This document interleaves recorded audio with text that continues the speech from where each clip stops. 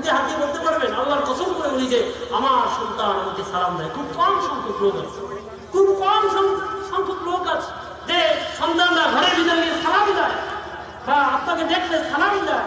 এটা খুব কম সন্তানরা আছে। সালাম না দেওয়ার কারণ কি? যে আপনি প্রচলন করেন নাই, ছোটবেলা থেকে আপনি তাকে ডাকেন নাই। নিজে তালিমে জলসায় গেছেন, সন্তান কেনেন নাই। নিজে হালকা জিকিরে গেছেন, সন্তান কেনেন নাই। নিজে মাহফিলে গেছেন, সন্তান কেনেন নাই, বাড়িতে রেখে গেছেন। উচিত ছিল তাকে সাথে করে নিয়ে যাওয়া। উচিত ছিল মাগরিবের পরে আপনি আওয়াবিল করেছেন, আওয়াবিলের পরে জিকিরটা অন্তত বাড়িতে গিয়ে করা। যদি ইজতেমাই জিকির না থাকে, মজমা না থাকে, তালিমে জলসা না থাকে, একা একা মসজিদে বসে করতে, বাড়িতে যদি গিয়ে সম্ভব হয় স্ত্রীকে নিয়ে চেষ্টা করবেন। ফায়দা আছে, আমি প্র্যাকটিক্যাল বলছি। ফায়দাটা কি? আমার সন্তান 3 বছরে, আমি আমার ওয়াইফকে নিয়ে মাঝে মধ্যে এরকম হয় তো হয়নি। ওই ছোট বাচ্চা আমাদের দেখা দেখে সে ওনাদের শরীর আলহামদুলিল্লাহ। এর যে আর কি চাওয়া থাকতে পারে?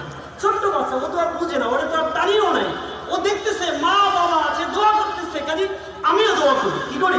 আমিও দোয়া করি। মা বাবা হাত তুলেছে, আমিও হাত তুলি।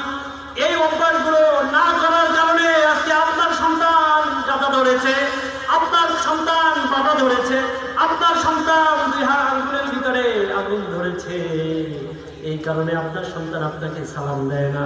যদি আপনি আপনার সন্তানকে ডাকতেন ছোটবেলায়, অভ্যাস করাতেন, সবরে সারি করো, ইসালে সওয়াব করো। আপনি যদি অভ্যাস না করেন, আজকে আপনার সন্তান, আপনি আপনার বাবার জন্য ইসালে সওয়াব করছেন, কালকে আপনার সন্তান আপনার জন্য ইসালে সওয়াব করবে না। কেন করবে না?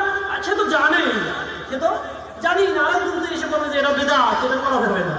আপনি তো শিখিয়ে দেন নাই, তাকে তো মাসালাও শিখালেন। এই জন্য আমরা আমাদের সন্তানদেরকে এখনই তরিকা দেখাই দেব। আমি প্রায় আলোচনার মধ্যে বলি, আল্লাহ রাসূল সাল্লাল্লাহু আলাইহি ওয়াসাল্লাম বলেন যে মুরু আওলাদাকুম ইযা বালাগা